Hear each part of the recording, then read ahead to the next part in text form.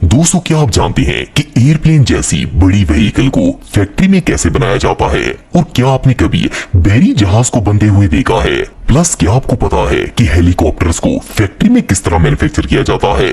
आज की इस वीडियो में मैं आपको दुनिया की सबसे बड़ी चीजों की मैन्युफैक्चरिंग प्रोसेसेस दिखाने जा रहा हूँ। तो शुरू करते हैं अपना काउंटडाउन। एयरप्लेन्स। दोस्तों, इस बात में कोई शक नहीं है कि एयरप्लेन इंसान की बनाई गई सबसे एडवांस चीजों में से एक है। जहाँ गाड़ी को एक शहर से दूसरे शहर जाने में कई दिन लग जाते हैं, वहाँ प्लेन सैकड़ों लोगों को अपने अंदर बिठाकर चंद घंटों में ही 7 समुद्र पार ले जाता है। लेकिन ये व्हीकल देखने में जितनी बड़ी लगती है, इसे मैन्युफैक्चर करना इससे कहीं ज्यादा कॉम्प्लिकेटेड है। सबसे पहली बात तो ये है कि एयरप्लेन एक ऐसी व्हीकल है जिसे बनाने में महीनों नहीं बल्कि सालों लग जाते हैं। इसे बनाने के लिए सबसे पहले इंजीनियर्स प्लेन का एक डिजिटल स्केच बनाते हैं, जिससे पता चलता है कि इसका डिजाइन और स्ट्रक्चर कैसा होगा। ये जो वीडियो आप देख रहे हैं, इसमें एक एरोस्पेस कंपनी के अंदर एयरबस A350 बनाने का प्रोसेस दिखाया जा रहा है। आप बिलीव नहीं करेंगी कि एक एयरप्लेन की 2 मिलियन से भी ज्यादा पार्ट्स होते हैं, जिन्हें दर्जनों इंजीनियर्स,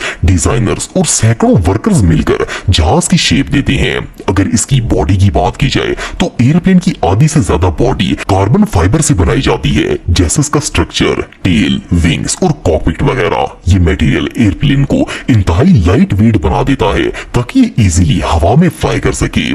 जब प्लेन की आउटर बॉडी तैयार हो जाती है तो इसका इंजन बनाया जाता है। ये इंजन टाइटेनियम से बनता है क्योंकि एक बहुत ही स्ट्रॉन्ग मटेरियल है। देन इसके अंदर व्हील्स और गियर सिस्टम इंस्टॉल किया जाता है, जो कि एक बहुत ही कॉम्प्लिकेटेड प्रोसेस होता है। इसकी वजह ये है कि प्लेन का पूरा दारोमदार इसके गियर सिस्टम और व्हील्स पर होता है। अगर ये दोनों चीजें ठीक हो तब भी प्लेन फ्लाई करने के काबिल होगा। इसके बाद प्लेन के अंदर पैसेंजर्स के लिए सीट्स को फिक्स किया जाता है और हर विंडो के साथ एयर बैग्स इंस्टॉल किए जाते हैं ताकि हादसे की सूरत में मुसाफिरों को कम से कम खतरा हो। इसके बाद इलेक्ट्रिशियंस प्लेन के अंदर इलेक्ट्रिसिटी फिट करते हैं, जिनमें बैटरीज, लाइट्स और दूसरी चीजें शामिल होती हैं। जब सारा काम कंप्लीट हो जाता है तो आखिर में प्लेन को पेंट किया जाता है। प्लेन बनाने का प्रोसेस जितना सिंपल लगता है, इतना असल में होता नहीं है, क्योंकि सिर्फ एक प्लेन को बनाने में कई दफा सालों लग जाते हैं। इस तरह प्लेन की मैन्युफैक्चरिंग कंप्लीट हो जाती है और ये जहाज अपनी टेस्ट फ्लाइट के लिए रेडी हो जाता है। हेलीकॉप्टर्स। दोस्तों, हेलीकॉप्टर जदीद दौर की सबसे यूजफुल चीजों में से एक है। वैसे तो इस पर सफर करना किसी फन से कम नहीं होता, लेकिन क्या आपने कभी सोचा है कि आखिर ये व्हीकल बगैर किसी रनवे के जमीन से सीधा आसमान पर कैसे उड़ जाता है? और इसके अंदर आखिर कौन सा ऐसा सिस्टम है जो इतने भारी स्ट्रक्चर को सिर्फ 3 विंग्स की मदद से आसमान की बुलंदियों पर ले जाता है? असल में ये सारा कमाल इसकी मैन्युफैक्चरिंग का है। एक हेलीकॉप्टर को बिल्ड करने के लिए सिर्फ मशीनरी ही नहीं बल्कि बहुत सी स्ट्रेटजीज को माइंड में रखकर बनाया जाता है, तब जाकर ये व्हीकल तैयार होती है और आसमान में उड़ती है।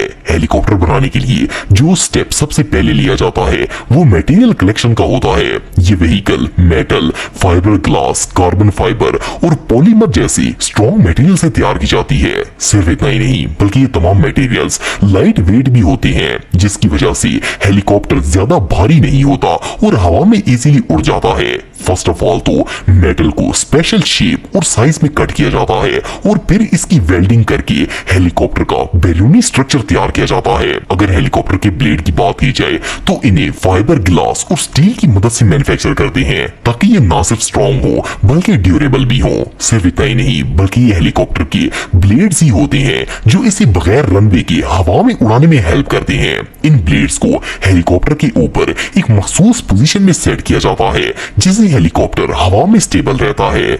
हेलीकॉप्टर का इंजन भी कुछ कम पावरफुल नहीं होता, इसके अंदर एक बहुत ही पावरफुल इंजन लगाया जाता है। खैर, हेलीकॉप्टर के स्ट्रक्चर के अंदर इंजन फिट करने के बाद कैबिन के अंदर पायलट के लिए ऑपरेटिंग सिस्टम इंस्टॉल किया जाता है और सारी वायरिंग और इसमें होने वाले तमाम AI सिस्टम को इंस्टॉल करते हैं। आखिर में हेलीकॉप्टर को पेंट किया जाता है और इसके बाद ये तैयार होकर हवा में उड़ने के लिए रेडी हो जाता है। बहरहाल जो भी हो, हेलीकॉप्टर बनाने का ये प्रोसेस वाकई में बहुत इंप्रेसिव है। Cruise ship. दोस्तों, अगर क्रूज शिप की बात की जाए तो दुनिया में ऐसे बड़े बड़े क्रूज शिप्स मौजूद हैं जिनके अंदर पूरे के पूरे शहर आबाद हो सकते हैं। इनके अंदर न सिर्फ सैकड़ों कमरे बल्कि थिएटर्स, पूल्स, शॉप्स और बहुत कुछ मौजूद होता है। लेकिन क्या आपने कभी सोचा है कि इन जायंट शिप्स को मैन्युफैक्चर किस तरह किया जाता है? वेल, किसी भी शिप को बनाने का सबसे पहला स्टेप कंप्यूटर पर इसका डिजाइन होता है। इंजीनियर सबसे पहले इस शिप का नक्शा बनाते हैं और इसे कंप्यूटर पर एडिट करके एक एक चीज को डिटेल में ड्रॉ करते हैं ताकि पता चल सके कि शिप का असल स्ट्रक्चर होगा क्या।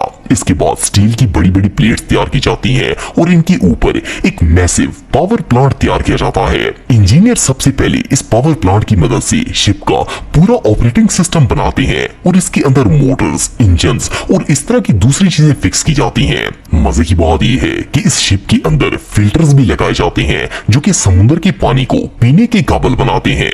वेल, इसका स्ट्रक्चर तैयार करने के बाद अब शिप को रियल में तैयार करने की बारी आती है। इसके लिए स्टील की प्लेट्स को लेजर की मदद से मखसूस शेप्स और साइजेस में काटा जाता है और आप बिलीव नहीं करेंगे कि ये प्लेट्स इतनी ज्यादा होती हैं कि सिर्फ इन्हें काटने में ही 3 से 4 महीने लग जाते हैं। इसके बाद इन्हें बारी बारी एक दूसरे के साथ वेल्ड करके शिप का आउटर स्ट्रक्चर बनाना शुरू किया जाता है। जैसे जैसे इसकी वॉल तैयार होती है तो साथ साथ वर्कर्स शिप के अंदर रूम्स की कंस्ट्रक्शन स्टार्ट कर देते हैं। इसके अंदर इलेक्ट्रिसिटी, वाटर पाइपलाइन और बाकायदा तमाम फिटिंग्स की जाती हैं। बेसिकली एक शिप को इसी तरह कंस्ट्रक्ट किया जाता है जैसे एक बिल्डिंग तैयार होती है। शिप के तमाम फ्लोर्स कंस्ट्रक्ट करने के बाद फाइनली जब शिप के फ्लोर कंप्लीट हो जाते हैं तो इसका रूफ बनाते हैं। रूफ बनाने के बाद इसकी इंटीरियर डिजाइनिंग की जाती है जिसमें रूम्स की डिजाइनिंग, पेंट और हर तरह की इनर कंस्ट्रक्शन शामिल होती है। जब ये शिप तैयार हो जाता है तो इसे पानी में टेस्ट करने के लिए बड़ी बड़ी व्हीकल्स लाद कर ले जाती हैं और आखिर में इसे पानी के अंदर धकेल दिया जाता है। आपको जानकर हैरानगी होगी कि इस तरह का एक शिप बनाने में कम से कम 2 से 3 साल लग जाते हैं, तब जाकर एक क्रूज शिप तैयार होता है। और एक दफा जब एक क्रूज शिप बन जाता है तो ये 30 से 50 साल तक पानी में चल सकता है। लिमोजिन, दोस्तों लिमोजिन तो आपने देखी ही होगी। ये आम कार्स के मुकाबले काफी लंबी होती है और इसके अंदर सीट्स और लग्जरी चीजें लगाई जाती हैं। लेकिन क्या आप जानते हैं कि लिमोजिन को बनाने के लिए ऑर्डिनरी कार को ही काट कर इसे एक्सटेंड किया जाता है? वेल, सुनने में तो ये बात वियर्ड लगती है, लेकिन ये जो वीडियो आप देख रहे हैं इसमें एक फैक्ट्री के अंदर लिमोजिन मैन्युफैक्चर करने का प्रोसेस दिखाया जा रहा है। वेल, इसके लिए सबसे पहले कार को लेजर कटर की मदद से सेंटर से कट करना शुरू करते हैं। वर्कर बड़ी महारत से कार की बॉडी को सेंटर से काट देते हैं और जब ये कट के 2 हिस्सों में डिवाइड हो जाती है, इसके दोनों पार्ट्स को सेपरेट करके इन दोनों हिस्सों के सेंटर में स्टील के बड़े बड़े रॉड्स इंस्टॉल किए जाते हैं। ये रॉड्स कार की दोनों साइड पर डाले जाते हैं जिससे कार की लेंथ ज्यादा हो जाती है। इसके बाद एक वर्कर इन रॉड्स को कार के साथ कनेक्ट करने के लिए चारों साइड से वेल्डिंग करता है। जब ये काम कंप्लीट हो जाता है तो कार के निचले हिस्से पर फ्लोर लगाया जाता है जो कि स्टील का बना होता है। फ्लोर को भी वेल्डिंग की मदद से अटैच किया जाता है और इसी तरह रूफ भी सेम इसी पैटर्न पर कार के ऊपर फिक्स करते हैं। इसके बाद कार के अंदर सीट्स फिक्स करते हैं जो कि कार की लेंथ के मुताबिक तैयार की जाती हैं। फिर आखिर में कार की बाहर वाली साइड पर हार्ड स्टील की बनी हुई आउटर बॉडी लगाई जाती है और इसे सेम उसी कलर का पेंट दिया जाता है जो कार के फ्रंट और रियर पार्ट पर होता है। सिर्फ इतना ही नहीं बल्कि कार के अंदर विंडोज भी इंस्टॉल की जाती हैं और फिर इलेक्ट्रिशियंस कार के अंदर इलेक्ट्रिक सिस्टम इंस्टॉल करते हैं। इस तरह से एक आम सी कार लिमोजीन में कन्वर्ट हो जाती है और ये ना सिर्फ बाहर से बल्कि अंदर से भी बहुत ही लग्जरी होती है।